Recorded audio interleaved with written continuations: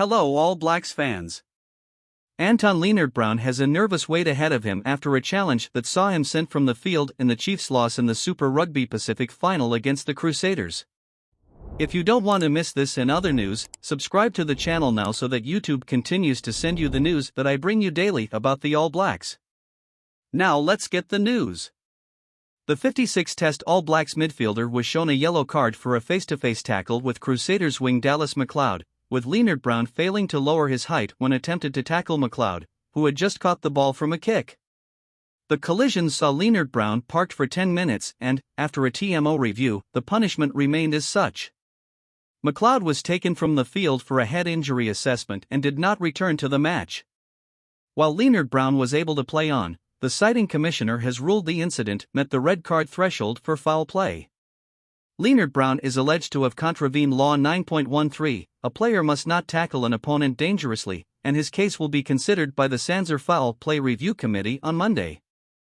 For the matter to be dispensed with at this hearing, the person appearing must plead guilty and accept the penalty offered. The low-end penalty for the offense is a 2-match suspension, while the mid-range penalty is a 6-match stand-down. There was no malice in the incident, so it would be a surprise to see it penalized as a mid-range offense. Several players who submitted guilty pleas to a breach of the same law this season were handed 3-week suspensions, including Blues flanker Dalton Papali'i.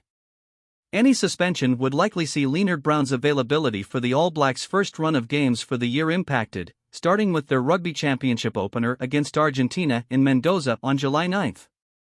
Lienert-Brown's card not being upgraded to a red on the night was one of several calls in the game questioned by fans and pundits, the other big one being a Crusaders pass that appeared to be clearly forward not being pulled up.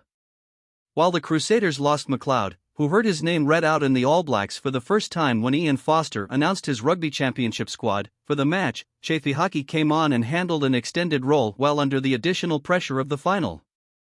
The Crusaders again showed their knack for stepping up in the big games, benefiting from a lopsided penalty count and 3 Chiefs yellow cards to close out their 7th title in as many years.